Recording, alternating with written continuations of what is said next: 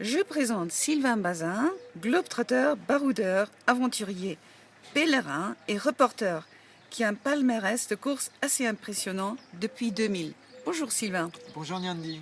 Alors qu'est-ce qui t'emmène à Tafraout pour la première édition du Trail Atlas Tafraout?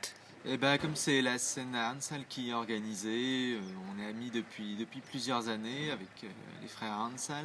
Donc c'était l'occasion de venir de découvrir un nouveau trail et puis aussi de faire venir quelques amis européens pour découvrir ce nouveau trail au Maroc, réaliser un reportage ou deux et puis moi de découvrir un beau parcours et de courir ici au Maroc, c'est toujours agréable.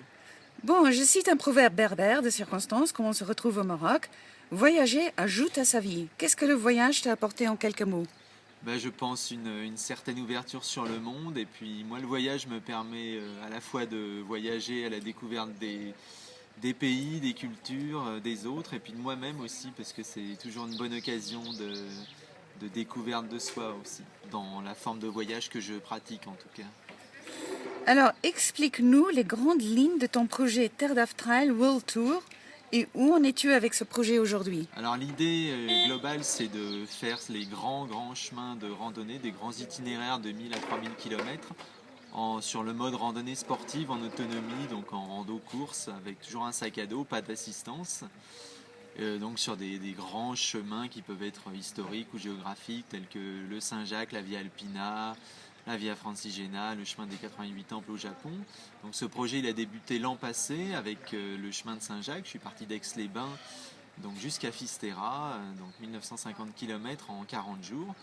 Et puis il s'est poursuivi avec le Great Himalaya Trail où il y a eu un petit souci. Et puis cette année je repars là en avril sur le chemin des 88 temples au Japon. Et ensuite il y aura la Via Francigena, le chemin de Rome à l'été. Voilà. Et l'idée de ce projet c'est également de raconter mes voyages. Donc le maximum en direct sur internet, sur mon blog. Et puis ensuite d'écrire des livres sur ces voyages, sur ces aventures. Décidément, tu t'arrêtes jamais. Alors, tu as eu quelques effrayeurs fin 2012 à l'Himalaya. Que s'est-il passé? En fait, je suis tombé deux fois dans la région du Lumba Sambala entre le Kanchenjunga et le Makalu, une région vraiment très très sauvage où il n'y a pratiquement personne.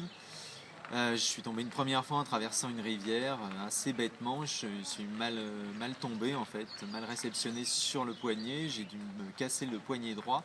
Je n'étais pas dans une zone où je pouvais faire intervenir des secours. Donc j'ai continué, j'ai heureusement rencontré en chemin une expédition japonaise, ce qui était une grande chance parce qu'il y a à peu près 10 personnes qui passent par an et encore. Et bon, malheureusement, je suis retombé dans un glissement de terrain 2 jours après, donc heureusement en leur compagnie. Et là, j'ai encore dû marcher 1 jour et demi dans des terrains très très compliqués, jungle de bambou, à traverser des torrents sur des troncs d'arbres, etc. Ce qui est quand même très compliqué avec les 2 bras en moins et puis diverses autres blessures en plus. Et là, j'ai quand même pu atteindre un autre village où j'ai pu me faire secourir en hélicoptère jusqu'à Katmandou, opérer sur place et puis ensuite rapatriement en France. Alors, à vaincre sans péril, on triomphe sans gloire. C'est une citation de Corneille. As-tu le goût du risque, Sylvain? Pas forcément le risque pour le risque. Je pense que j'ai le goût du défi.